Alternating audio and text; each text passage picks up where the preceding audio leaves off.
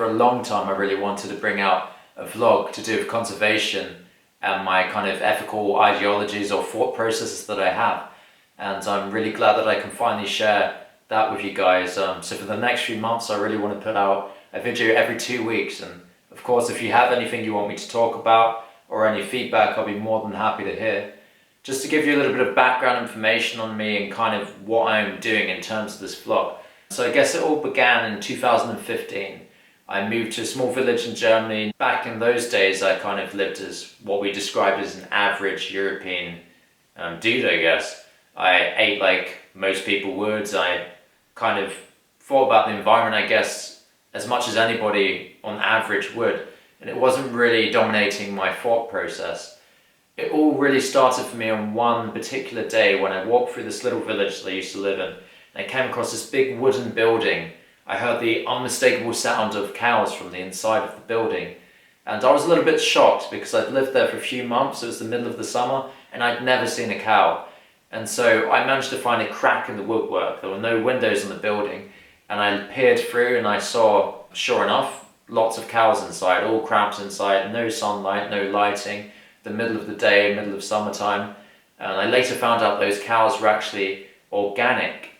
So the products that they were selling from those cows were classified as organic because the field in front of the wooden barn was harvested as organic grass and then fed to the cows. They had organic food and they were therefore organic cows, which obviously came as a massive shock to me back then. And to cut a long story short, I went through a kind of process in which I was vegan for a while. I looked at pescatarianism, I looked at vegetarianism, also at flexitarianism. And I kind of felt that none of those ideologies were really for me. And I felt that they all had their weaknesses and their strengths.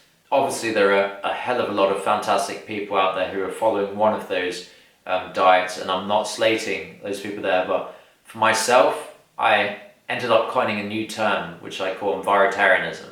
Back in 2015, I couldn't find a term to describe what I wanted to have as my kind of correlation with society and how I identify myself in this world.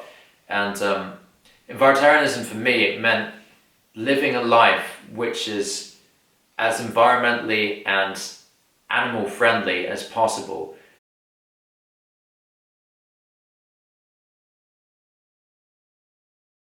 So when you buy a vegetable, for example, if you're going to go with a vegan diet, you can also be an Envirotarian. If you only get organic vegetables and you know that they haven't used pesticides, which have in turn killed insects and the birds which rely on the insects, then you're eating Envirotarian and vegan diet, basically. But I use the broad umbrella term to kind of, and I'm sure there is an actual term to describe what I came up with, but I couldn't find it 5 years ago or 6 years ago now. And so there it is. I class myself as an Envirotarian. I really want to talk through a whole series of different things. For example, if it's okay to have pets from a moral and ethical perspective. Is our relationship with domestic animals actually a healthy one? What about our relationship with clothing and fashion and how that impacts the environment? So I guess this is kind of like an intro vlog and just kind of summing up who I am and what I do. I guess for those who don't know, I'm a musician. I go under the name of Inkfields and also as State of Green. It's two separate acts. But I also love doing anything conservation minded. So I've got a little bit of a tree planting project as State of Green, in which I plant native trees in Scotland to try and help the environment and the animals here. 2020 was really impacting for me because I lost my primary source of income, which is concerts. I could still make online income through music, but everybody knows most musicians make most of their income from concerts. And so I used to have these beautiful cardboard boxes delivered from the local farm with fresh organic produce, and I had to axe that because I could no longer afford to pay for it. I had to get the non-organic vegetables.